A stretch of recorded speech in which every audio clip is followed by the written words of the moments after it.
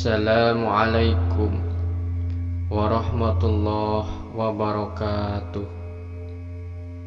Sahabat manakib wali dimana wae ayana, pamugi sahabat manakib wali dipaparinan kesehatan, dijembarkeun milik rizkina, dibarokahkeun yuswana, digampilkeun usahana.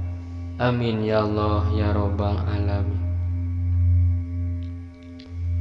Dina ieu kasempetan urang lajengkeun kana mangkobah anu kasalapan. Sateu acan dikawitan mangga di like, di komen, sareng disubrek heula toel tombol loncengna supaya teu kakantun mangkobah anu saterasna. Bismillahirrahmanirrahim.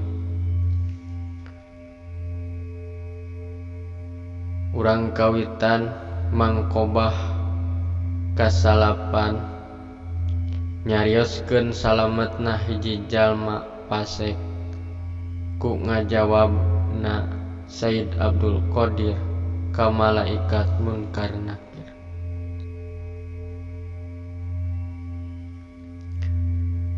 Kacarioskeun di zaman Sayyid Abdul Qadir aya hiji jalma pasek, tapi eta jalma pasek teh kacida mahabbahna ka Sayyid Abdul Qadir. Kacarioskeun jalma pasek teh maot. Saparantos kitu eta jalma pasek teh dikubur.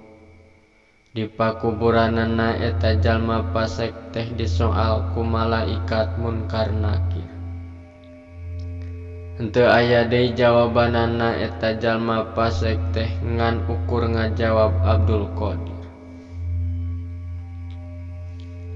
Tah tidinya sumping timbalan ti Gusti Allah. Hai Munkar wa Nakir, eta jalma pasek teh memang bener siksaeun. Tapi kulantaran manehna mahabbah kakasih kaula, ayeuna eta jalma pasek teh dihampura ku kaula sakabeh dosana. Wallahu a'lam bishawab. Sakitu wae anu tiasa kasanggakeun mangkobah anu kasalapan. Teu kenging hilap simak terus mangkobah anu salajengna. Wassalamualaikum warahmatullahi wabarakatuh.